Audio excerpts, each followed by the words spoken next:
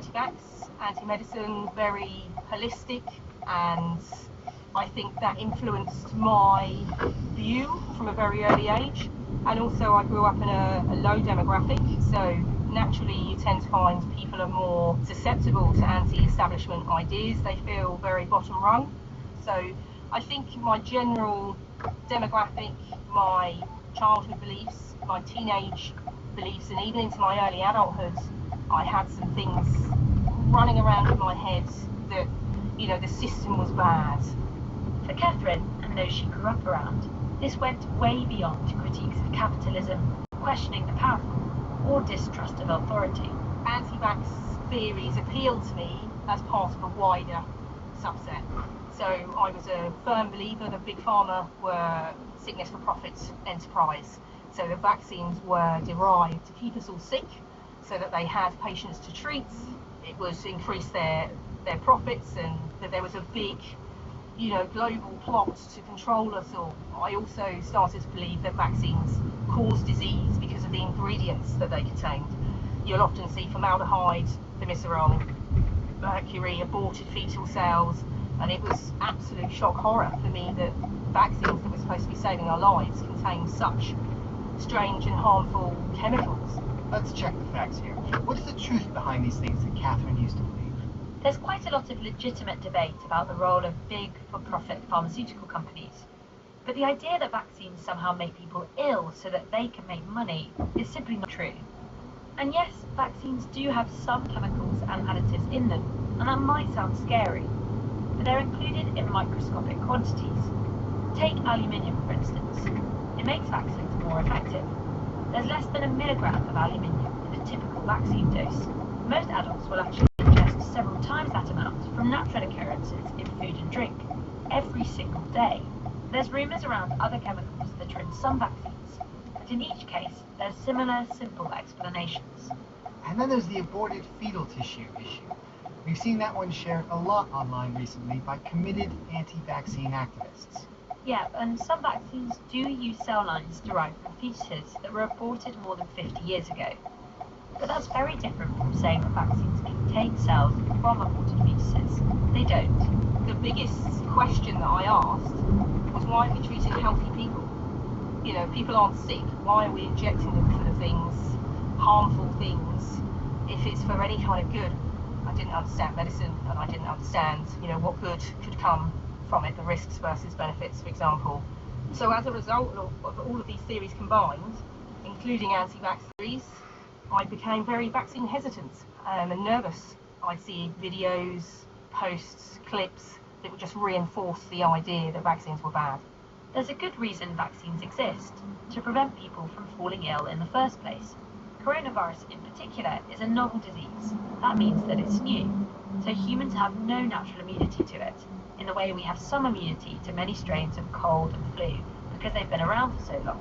What kinds of videos or posts did you watch, read, and where did you tend to find them? When the internet came around and social media arrived on the scene, there were hundreds of YouTube videos, Facebook videos, memes, articles, clips, that would catch your attention in the newsfeed, and you'd think, oh yes, you know, this is finally going mainstream. Catherine thought this was the moment that her views would reach the wider world. And to a certain extent, she was right. People are going to know, the lid's going to blow off this thing. People are going to realise that we're all being controlled by some kind of rabbits. But YouTube was probably the source of all of the videos that I immersed myself in.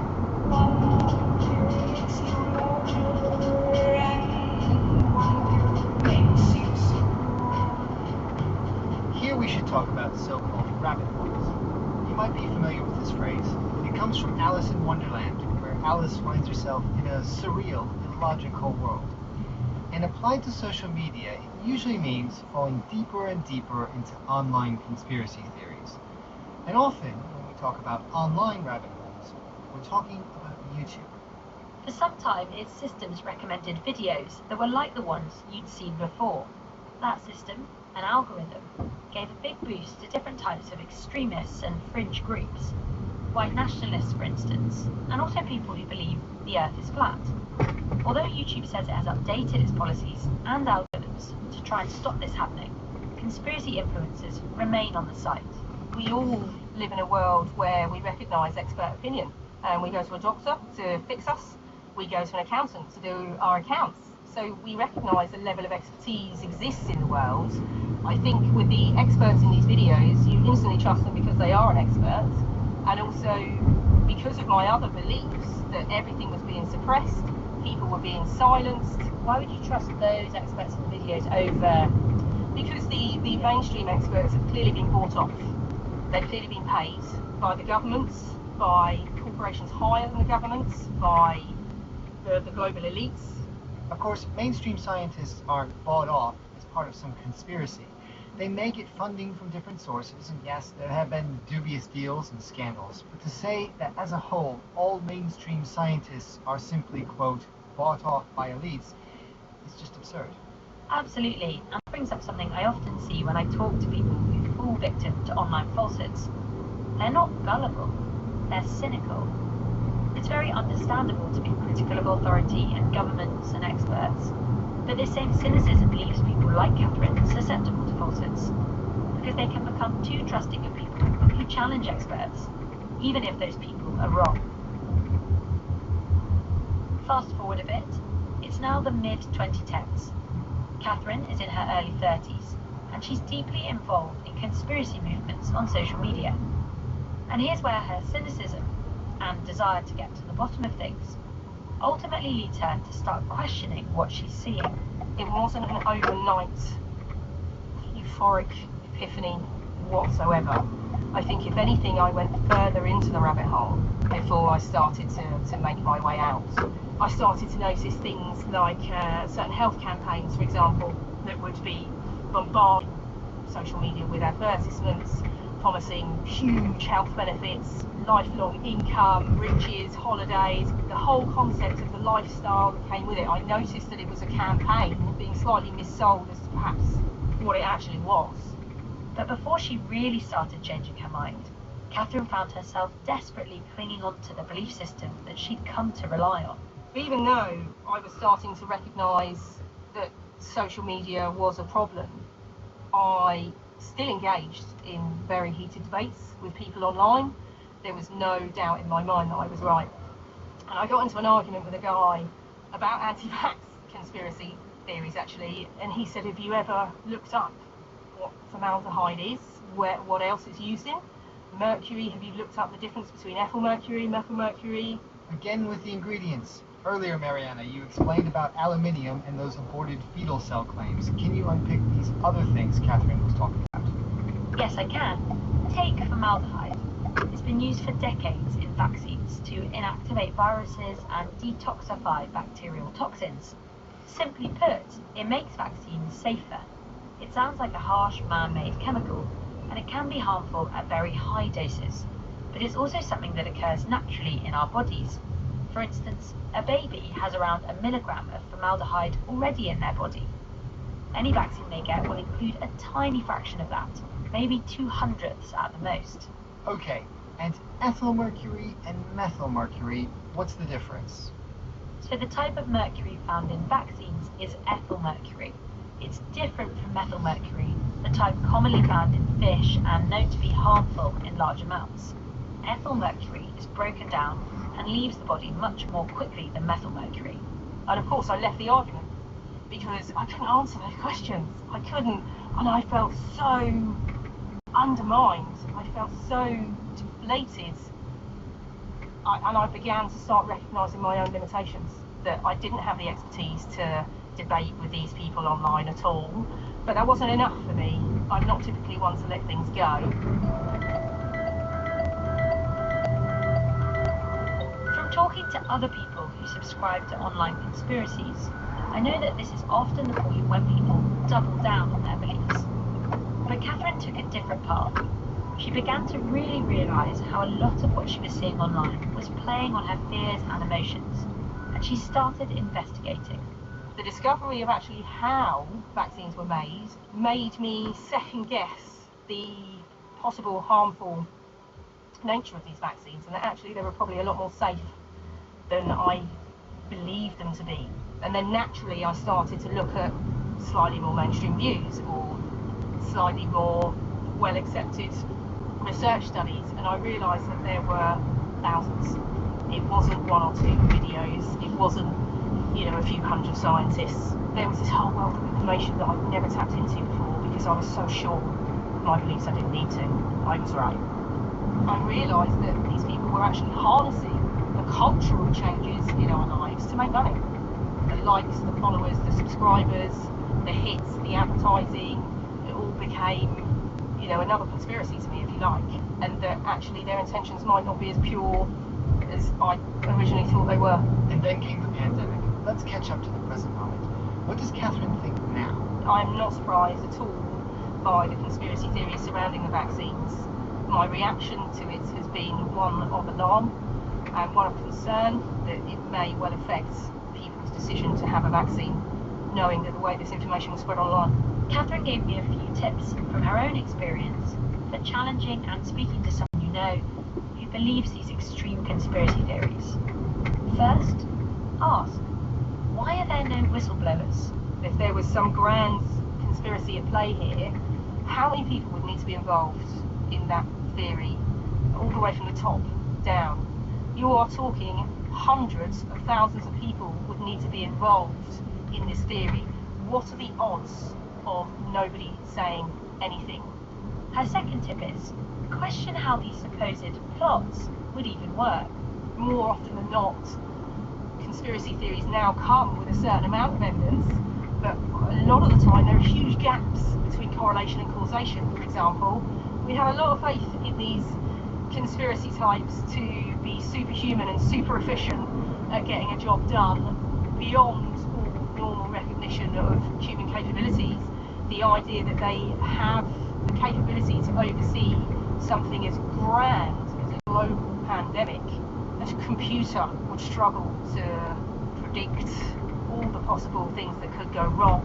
And her third tip, be patient and avoid labelling people.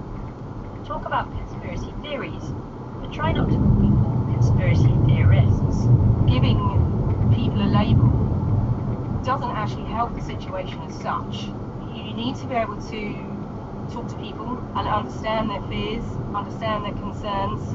It needs to be a much gentler approach. So I think labelling any form of society isn't necessarily a good thing.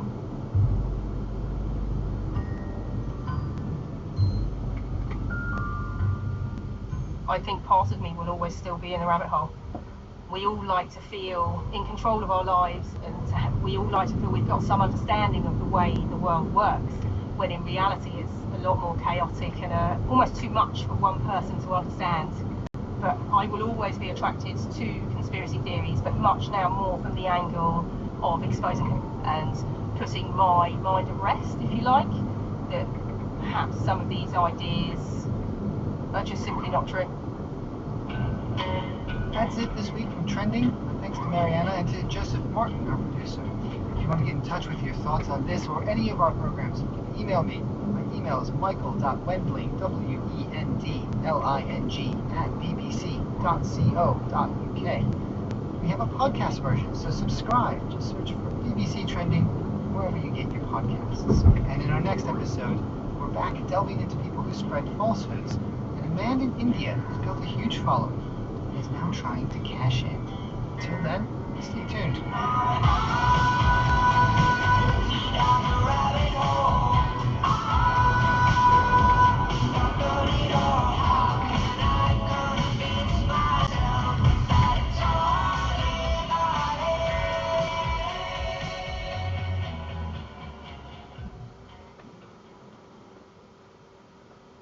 Hello and welcome to More or Less on the BBC World Service.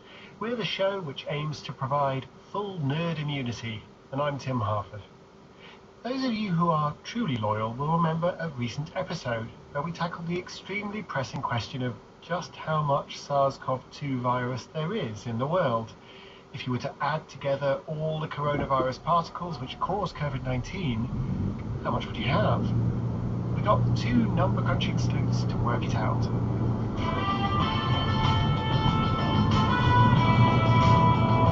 I'm quite struck by the fact that your estimates are of kid, it's a glass of wine, and it's more like a spoonful of cough medicine. It's like a shot glass, maybe. A pretty small shot glass.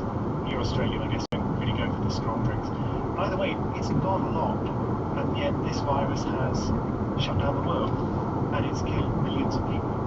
Kim, what does it tell us about how efficient viruses are at messing with us? Yeah, it's quite astonishing, isn't it? You could shut down the whole world on the basis of having, a glass full of this virus. They are incredibly efficient replicating machines. When we got the following email from loyal listener Kevin recently, it seemed the obvious follow-up in our series of not that important but still interesting COVID-19 factoids for use next time you're making small talk with someone. The cue for your vaccine, perhaps. So here's Kevin's question. Just having an odd tea break discussion. How much vaccine would it take to vaccinate the entire world?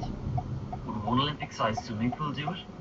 We contacted Anna Blakely, assistant professor at the University of British Columbia in Canada. She has her own TikTok account, trying to find amusing ways to explain science to people. We thought she might like to take on Kevin's important question.